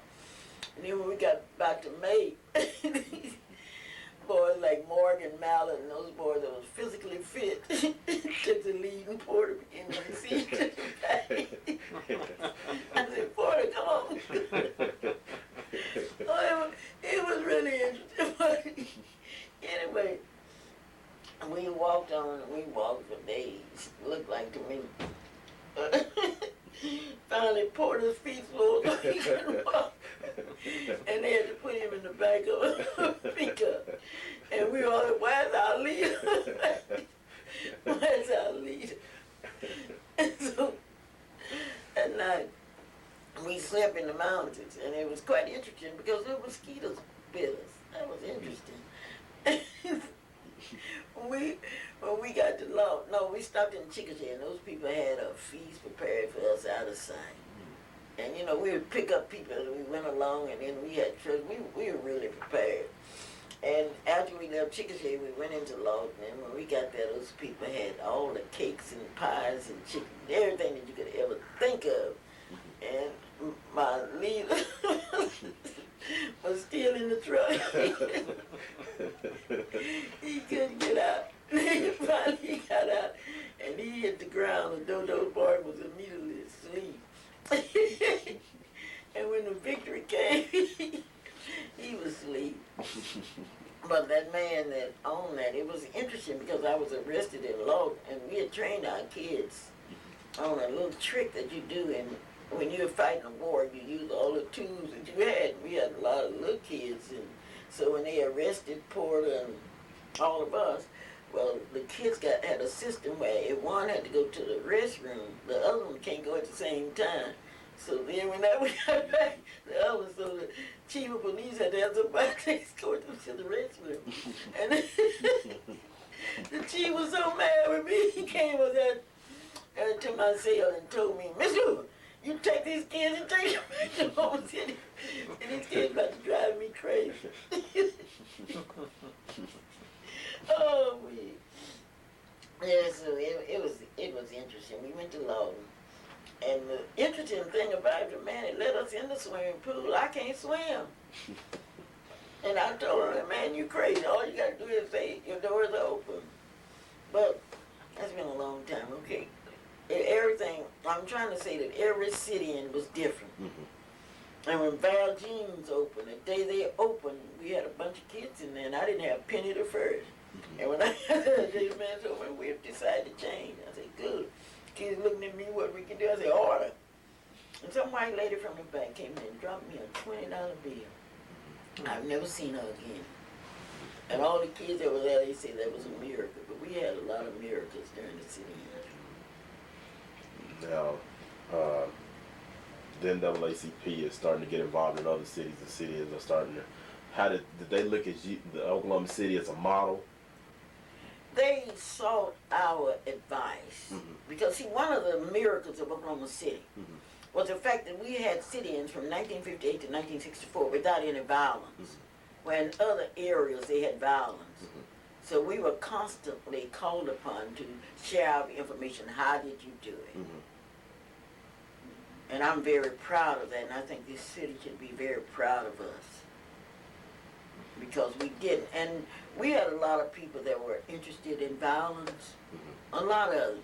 But then we had our things so set up, so if you aren't nonviolent, then you have another job. You can go and answer the telephone. You can make calls. You can write letters. We had a place for everybody. We didn't exclude anyone.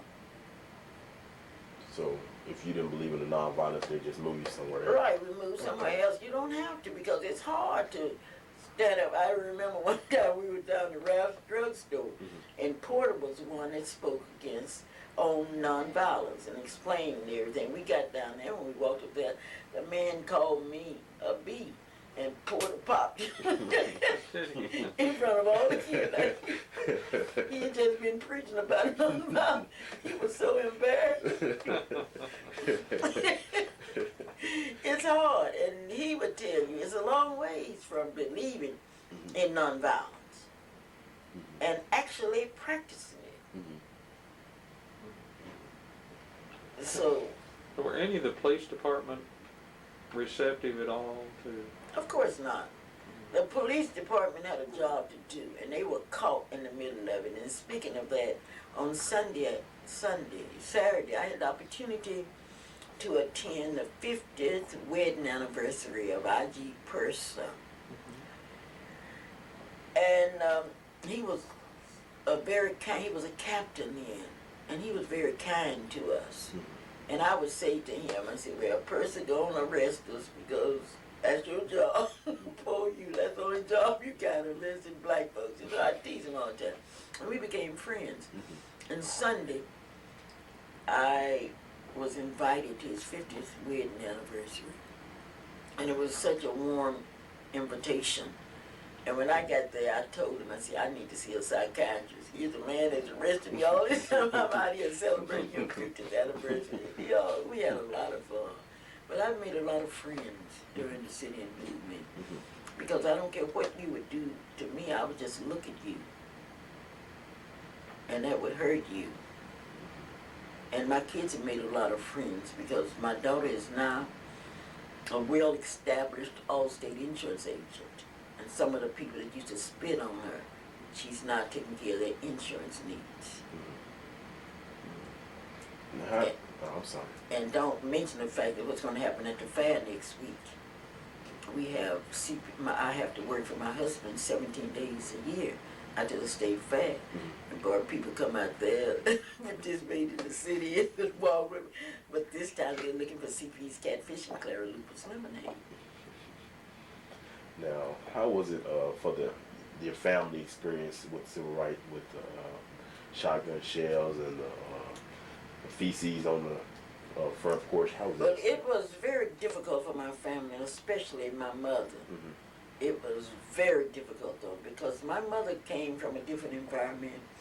She had come from Paris, Texas, where they burned a Negro estate on the county steps because that Negro wanted to vote, and she would rather for me to not to have anything to do with the white community. And I have a foster white daughter, Nancy Moore. It was Nancy Cole that I had taken into my home, and she couldn't understand that until she got to know Nancy as a person. And once she got to know Nancy, she loved her just like I do. I don't know, a week I don't see Nancy or what have you. In fact, when she got married, her reception and everything was at my house. Her wedding was at a church. But see, this is a whole thing about racial groups. The thing that's happened, you don't know people. You know that this is a black person and this is a white person. That's all you know. And that's why integration is so important. And that's why those of us in NAACP have fought so hard for an integrated society. Because once you get to know people as individuals, it changes your entire life. Color is not important. It's important what they think and what they believe. Because in all communities you have your depressing people. You have your ambitious people. And all my life I've not enjoyed being around somebody with a sad story. I've not been interested in petty gossip. In fact, I don't care who's going with who and all that kind of stuff. I'm more interested in what I can do the little time I have left on this beautiful earth. Now, after the civil rights movement is ending, the city and part of the civil rights movement is ending. How did Oklahoma City experience the Black Pride movement that came in? I think the Black Pride movement has always been in. But you've got to remember that what has been done in the black community that's really been harmful has been the media. Because the only stories that have been told have been the stories of criminals, of violence and violent acts. When you think of 65,000 blacks in a community or in a city like Oklahoma City, and you only have 10 or 15 that have made the newspaper for robbery and what have you, and white Americans have read that, and then they put everybody in the same barrel. Well, see, that has made a difference. So we've always been proud of ourselves. My grandmother would make us raise our black hands every day and say, with these black hands, I will not steal anything from anybody. And my grandmother's experiences can be multiplied by hundreds of others that don't steal. But then the images that have been portrayed have been those that have not been taught that, those that have filled our prisons, those that have become victims of drugs and alcohol and all of that. So that have put us in a bad position. And when people look at you because you're black, they're trying to figure out what you're going to steal from them or what you want. And speaking of that, I should never forget how I met Mr. E.K. Gaylord and the last time that I saw him, because Mr. Gaylord was not an NAACP lover. In fact, if you notice his editorials during that period, but then the Black Panthers came to town, and then Mr. Gaylord had to look at the NAACP and the Black Panthers. So he looked at us in a different sight. And we were at a meeting one time with some of the leaders in his community down to, I don't know where it was, but anyway, he was in. I didn't know Mr. Gaylord from anybody else. And at this meeting, they were talking, and then this little short man come talking about what we should do and what I should do. And boy, I lost my equilibrium. And I told him he didn't know what I should do, you know. And they dismissed the meeting. And when we were going downstairs, somebody said, well, Clara, didn't you know that was E.K. Gaylord? I said, no. So we were down there, and he didn't speak to me, and I didn't speak to him. And then for years, it was like that, because when George Washington Carver came here, we couldn't get a story. And we couldn't get stories of black weddings and anything that was positive. And then when he got to be proud, and his daughter and I used to fuss on who made the greatest contribution to this time. And I felt that my daddy did it, because he built he was a bricklayer. He put the brick. She felt it.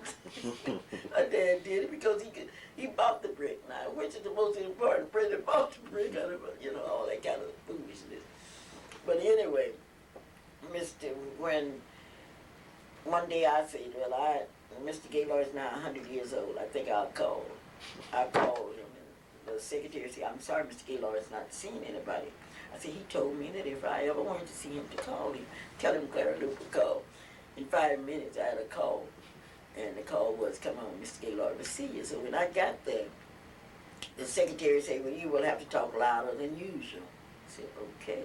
So when I walked in there, Gaylord hugged me, told me to have a seat. I took a seat in his office, and he asked a question, what do you want? And I said, Mr. Gaylord, I'm so happy you asked me that. I just wanted to say, happy birthday. And I got up and I know you are leaving, Clara. Oh, my gracious. And I said, well, I have to go, Mr. Gaylord. No, I want to tell you this. And he told me more stories than you can even imagine. And then I finally said goodbye to Mr. Gaylord. And that shocked him because he's used to people asking him for something. And this is something I have never done. I don't care what kind of situation that I'm in. I'll invite people to participate in something. But I'm not going around begging anybody for anything. And that, I think I made that clear in this city because I have not gotten what a lot of other people have gotten. I've gotten over 470 awards, but there have not been awards that had cash attached to them. I haven't asked anybody for anything, and I'm proud of that. Now, the sanitation worker strike, how'd you get involved in that? The sanitation strike. The NAACP Youth Council used to meet in my home, as I told you. And I told you they destroyed my furniture, my food, and everything. Because sometimes I would have 100 kids in my house. So we started out looking for a building. My friend Lillian, Oliver, and I did. We finally found a place on 25th and Martin Luther King, which was Eastern then. And once we got this, and that was a miracle, because it was owned by Mobile Oil Company, and they sent a representative in from Dallas to negotiate the contract. And we found once again that we were talking a different language, because I told them I wanted to buy the building, the Freedom Center Incorporated.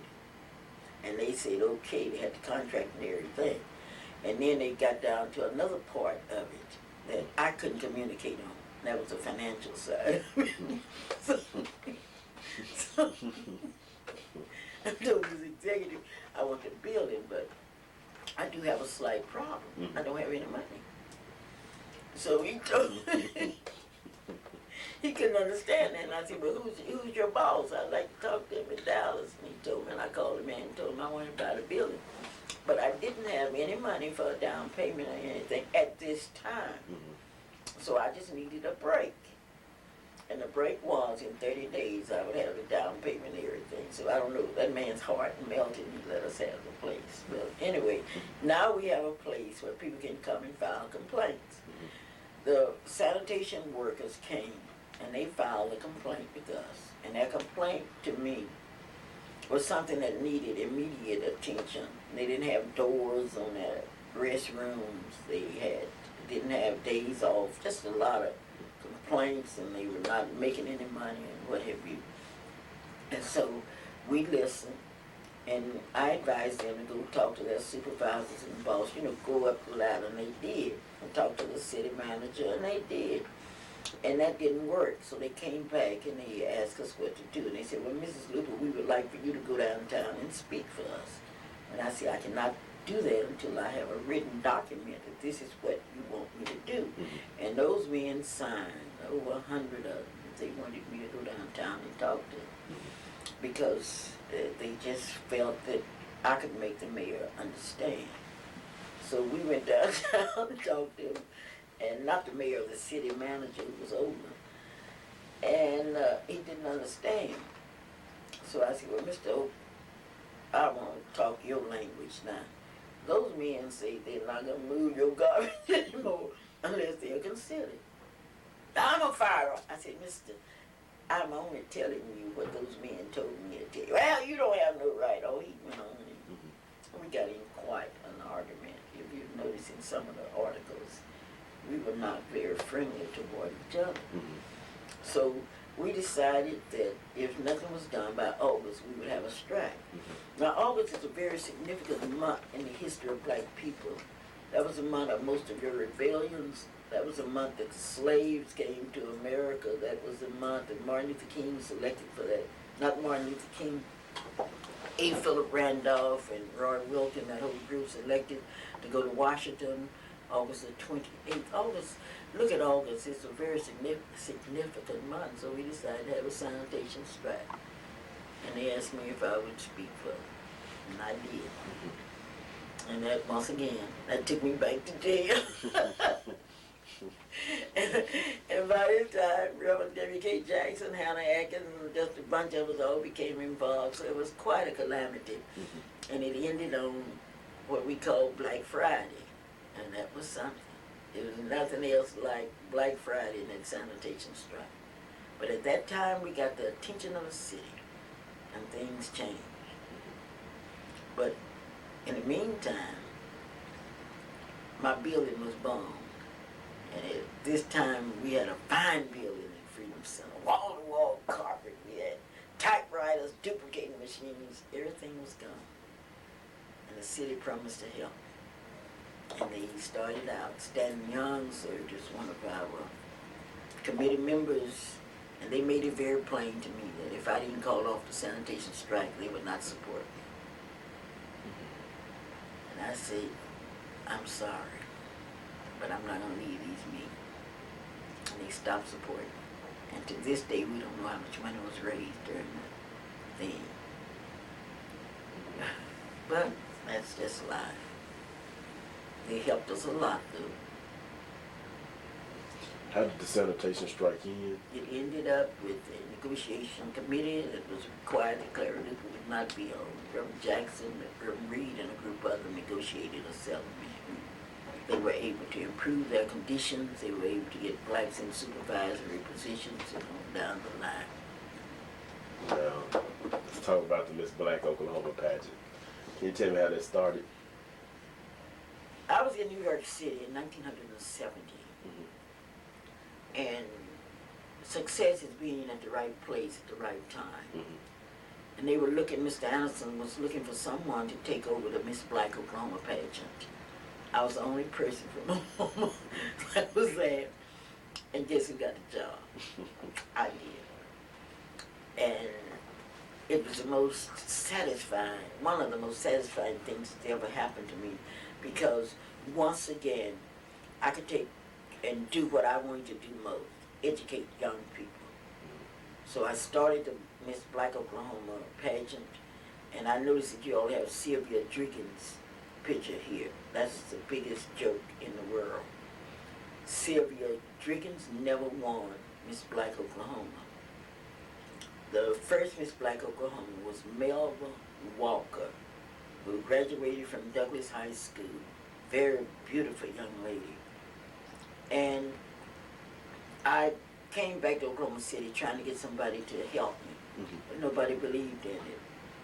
So I had to take it by myself. And that was in 1970. And next year I'll be celebrating my 30th year. Very successful project. Educated more people than you can think of. I think I have now about 14 that's in college as a result of the Miss Black Oklahoma pageant.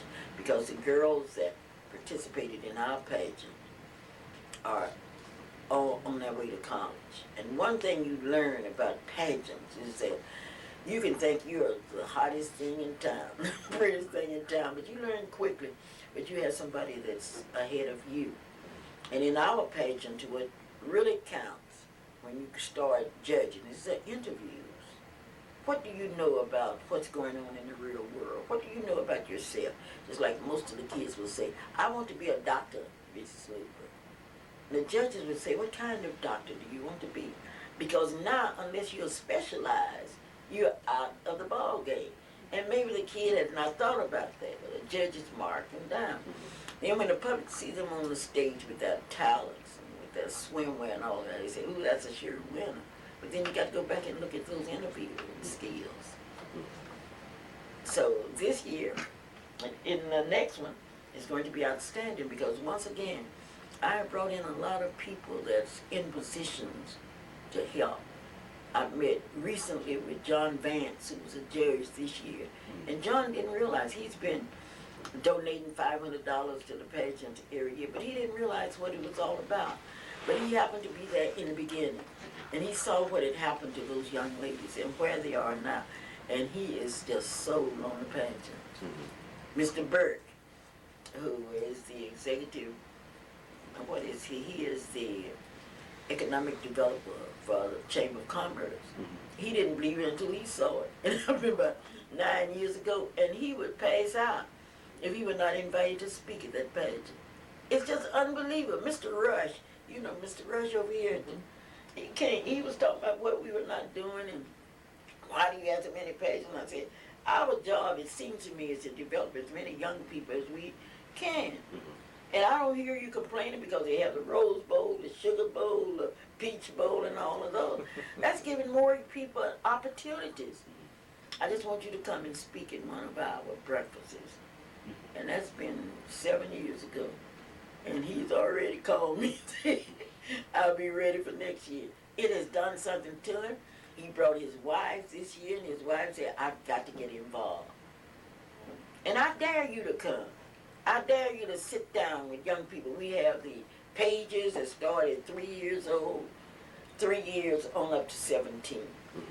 And then we have the young men. And we bring them into Oklahoma City and expose them to some of the best minds in this town and in this state.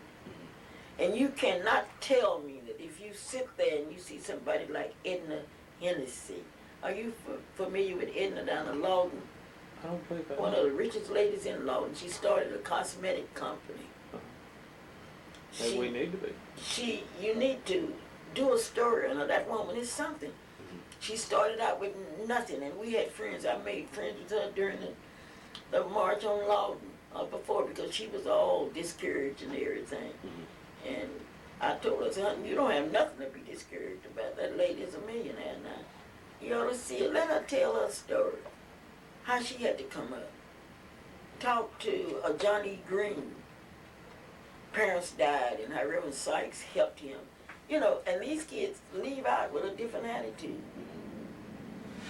So, the main purpose of the pageant is to develop young people to their fullest potentials and to say to them, you don't have to go out and sell drugs. I have $200 now, and when I leave here, I'm going to call my first runner up that the company has just given me to give her. And I can see her eyes when I call her and say, here, I want you to come and pick up $200. This is to help you with your schoolwork. And that's all anybody needs. Somebody to help them. And that's what I have done. And my pageant has grown so it's unbelievable.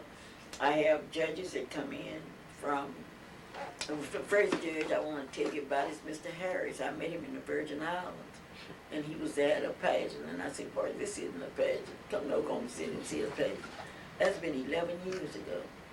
And he has already bought his ticket to come to Oklahoma City on August the 23rd, 2000. Because he had never seen anything like it. And I would like to invite you all to do two things. First, I would like for you to come in and see the girls when they come in first. Then I want you to come back and see what a week will do for them. And after a week, you can't tell those girls if they aren't going to make it. And I always say, hello, young ladies. There are 20 of you here. I'm happy to tell you that 19 of you will lose. And when you learn how to lose and laugh, and then we allow our girls to come in and look at their scores and see where they were weak. And if you're really interested in improving yourself, you will look at that and you will learn. Because having a judge from New York City, I had 2 from Texas, 1 from Wichita, Kansas, and I'm going down the list. I don't pick them out, just from Oklahoma City. I want to make sure that I have judges that know how to judge, know what we are looking for. So I'm real proud. Now, back to Dungey. When Dungey went from Choctaw schools to Oklahoma City schools, how did that change the atmosphere of the school? Before then, I was sent from Dungey School to Northwest class. Okay. And that was quite an experience because I picked up the morning's paper and said Clara Luper to go to Northwest Classic, which was considered one of the top schools. And I need not tell you about the experiences that I had there because I've had so many experiences. First day I went to Northwest Class and there were a group of white boys who say nigga, nigga, nigga, and I walked down to the hallway and they started trembling and I said, may I help you please? No. I said, my name is Mrs. Luper. And just happened when they got ready to put put them in the class. Two of those brats got in my class, and they were so, their little minds were so affected, they thought I would remember that, you know. And they apologized to him. I said, you're just a child, and you're a victim of your own environment. And there were a lot of parents. The principal called me in and said that he had been informed that the whites would not allow their kids in my classroom. And I said, I don't mind at all because I've signed a contract with the Board of Education. And if I don't have any students to teach, I'll come to class every day. I'll have a live variety. Boy, when that school bell rang, I had a room full of kids. And then one day a lady, well dressed, came up to my door and opened my door and called her son. She shouldn't have done that because I rushed to the door. Who are you? And she started trembling. And I said, nobody comes to my classroom and call for my students. I'm sorry you didn't have that kind of intelligence. Let me see your identification. You might be here to kidnap one of my kids. That lady was just trembling. By this time we was outside and all the kids, this boy was so embarrassed because he was a junior. Oh, he was so embarrassed, and she stood out there. And after, I said, I want to see your driver's license. I want to make sure you are this boy's mother. And then if you would ask me if you can speak to him, I'll be happy to let you speak to him. But I don't know where you came from. I don't know who trained you. But somebody should have told you you can't walk in a classroom and call a student out. I'm responsible for these students. So he went out and he and his mother had a big fuss and he came back in the classroom and took his seat.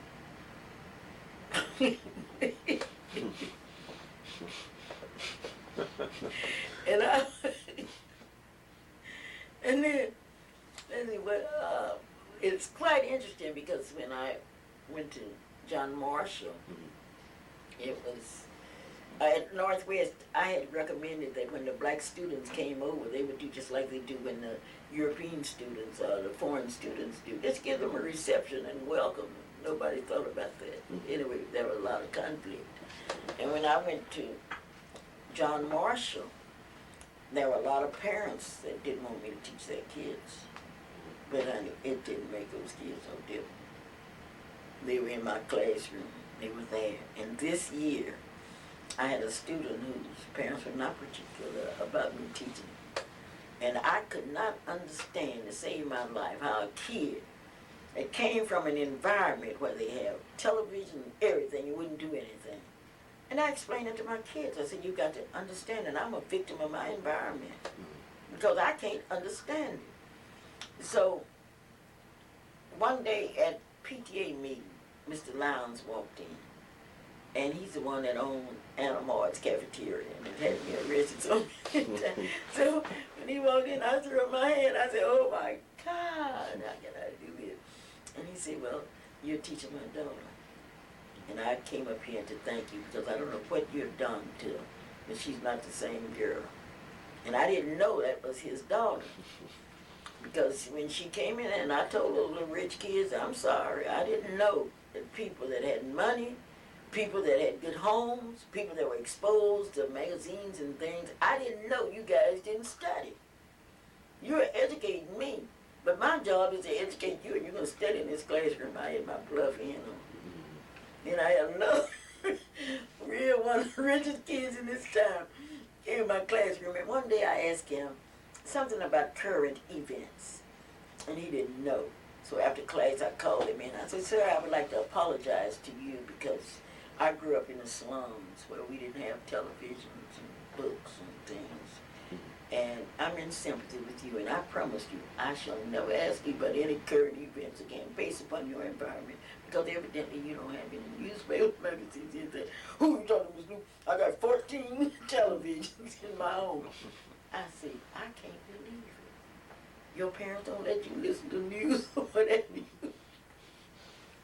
So anyway, I had better supplies in Oklahoma City than I did in Dungey.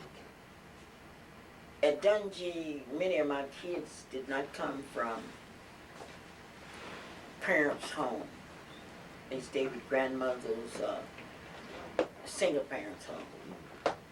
But then at John Marshall, the kids came from parent homes with both parents, but the parents were so busy they didn't have time to look at their kids. For example, one girl got ready to go to the prom and she came and fell in my arms. Her mother had taken her to Dallas and bought her one of the most beautiful dresses you'd ever seen. But they had to go to Paris. And on the night of her junior and senior prom, no Mother's Day, their father was too busy golfing or comparing one child with the other one. So the same unhappiness that I saw at Dungey where kids didn't have parents was the same unhappiness that I saw at John Marshall and Northwest Classic where kids had parents, but the parents were too busy to look at their kids. And another mistake these parents made were if they have a boy that plays football, that's a star in the house. And then all these other kids that don't play into something else, they are left out. So it was a continuous battle, and basically I saw no difference. There were brilliant kids at John Marshall, brilliant kids at Dungey. Now, the students at John Marshall, did they know about the civil rights movement? Yes, yes. Because I had the opportunity as others to serve on the textbook committee. Okay. And we've seen to it that something is in the books about black history. Now, with the integration of Northwest Classic, how did that affect the white students and the black students coming in? Oh, they were scared to death. Mm-hmm. They were scared still. Mm-hmm. And the white kids reacted to their environment, which was talking about black people being afraid. And black people reacted to their environment. So it was a constant struggle until they got to know each other. Did the faculty have a problem with the? Yeah, the faculty had a problem. I know this, and I've told this so much. I know people get tired of me telling it. I was in the restroom one day, and a teacher with a master's degree came in and asked me what should she call me, a Negro, a nigger, a colored, a black. And I raised my black fist, and I said, for your own security and safety, you better call me Mrs. Luper. She took off like a jet and went out and told everybody I was nonviolent. I had better sense than to pop up because I would have lost my job. And I had 3 kids in college. I couldn't afford that.